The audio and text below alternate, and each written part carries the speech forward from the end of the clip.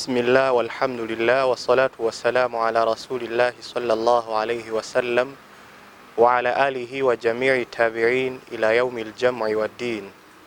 Atenderezebwa Allah subhanahu wa ta'ala olw'ebyengera bingi byatugabirira nga mu byo n'omuli n'ekyengera eky'obulamu.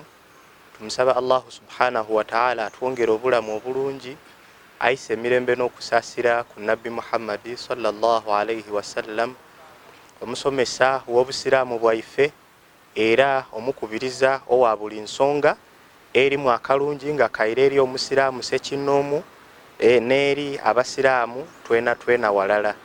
Olwaleero insha Allah subhanahu wa ta'ala tuida kweidusa kubumu ku bubonero obwoleka omwana Adamu ayendebwa ni Allah subhanahu wa ta'ala min alamati hubbillahi lil'abdi. Minha awalan minha ibtila'u Allah ta'ala lil'abdi. Akabonera akasooka bwe tuida okutandikira mulimu akabonera akalaga nti omwana Adamu bw'aba ayendebwa ni Allah subhanahu wa ta'ala n'okuba nga omwana Adamu agezesebwa ni Allah subhanahu wa ta'ala. Hadith ya Anas ibn Malik radiyallahu anhu akoba nti Nabi sallallahu alayhi wa sallama yakoba inna 'izamal bala'i inna 'izamal jazaa'i min 'izamil bala', nti omwana Adamu empeera yaida okufuna enene eida kuva ku kigezo bunene bwakyo. Mu hadithi twega nti Nabbi sallallahu alayhi wa sallama yayinonola ebimu ku biyinza okuleetera omwana Adamu okufuna empeera nti n'omuba okugezesebwa n'ebigezo ebinene. Era mu hadithi bwe yeeyongera keekoba nti era Allah subhanahu wa ta'ala iza ahabba qawman ibtalahum, nti bw'aba alina abantu bayenze abagezesa yaleeta ebigezo mu bulamu bwabwe, yaleeta ebigezo mu mbeera dhaabwe, yaleeta ebigezo mu mpangaala dhaabwe. Tutwale ebyokuboneraku ebyababaka alayhimu salatu wassalam, mbo mwali mu Nabbi Yunus alayhi salatu wassalam. Allah bwe yali amwenda yamugezesa n'ekigezo ekyokumiribwa ekyenanda. Allah kaali kabonera akalaga nti yamwenda, era twajo tulingirira nga Allah ku nkomerero y'ensonga yoona Allah subhanahu wa ta'ala yamutoola mu kizibu kye yalimu. Ekyokuboneraku ekyokubiri kathratu dhikruka lillahi tabaraka wa ta'ala.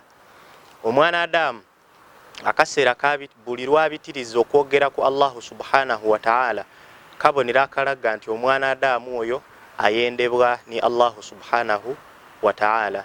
Imam Ibn al-Qayyim al-Jawzi rahimahullahu ta'ala akoba nti nasibuka omugabo gwo mu kwendebwako ni Allah subhanahu wa ta'ala guli mukuba nga oidukira ino Allah nga buli kaseera okola azkar.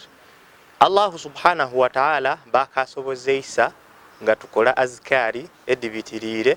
Kamu kububonera akalaga nti Allah subhanahu wa ta'ala atwenda era tuli mubaidu ba Allah subhanahu wa ta'ala bayenda. Ensonga eyindi mutaba'atu ta'alimu rasuli sallallahu alayhi wa sallam, omuntu okuba nga agoberera ensomesa da Nabbi sallallahu alayhi wa sallam.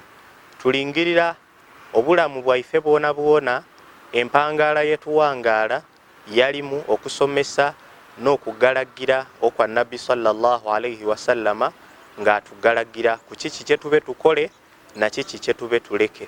Omwana Adamu ibanga lyamala nga ali kugoberera ebigambo n'ensomesa da Nabbi sallallahu alayhi wa sallama ayendebwa ni Katonda. Era bwe bayoole nga mu bulamu bwawulira bulungi ng'akoleire ku biragiro n'ensomesa da Nabbi sallallahu alayhi wa sallama, omwana Adamu yaba ali mubaidu Allah bayenda. Allahu tabaraka wa ta'ala akoba mu Qur'an ng'alagira Nabbi sallallahu alayhi wa sallama nti atukobe. Era Nabbi yasoma aya ng'akoba qul in kuntum tuhibbuna Allah, nti bana bakobe bwe babanga bakoba nti benda Allah subhanahu wa ta'ala fattabi'uni, mungoberere. Nga Nabbi naakoba yuhibbukumullahu, Allah aida kubenda era Allah subhanahu wa ta'ala aida kubata mubaidu be bayenda bamalira ebyetaago era abaidu Allah subhanahu wa ta'ala basaasira baaga ebirungi gano ku nsi ate ni ku nkomerero nga twidda kuba mubaidu Allah subhanahu wa ta'ala bayenda.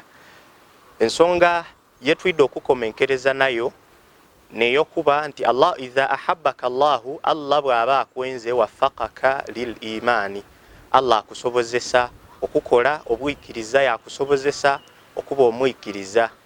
Twesembesa ebigambo bya Imam Ibn al-Qayyim al-Jawzi rahimahullahu tabaraka wa ta'ala akoba nti bwobonanga ng'olina omulimo ogw'obugonvu gwokoze ogw'okugondera Allah subhanahu wa ta'ala, kimanne bumanne nti Allah subhanahu wa ta'ala naakusobozeisa. Fala tufarrit fihi, nti otayonoona noyitawo nsonga eviirire ku Allah kukwenda, fayansaka Allahu, Allah akwerabire akuleke. Barakallahu fikum wa ahsana Allahu ilaykum wa jazakumullahu khairan wa barakallahu fikum. Wassalamu alaykum wa rahmatullahi wa barakatuh.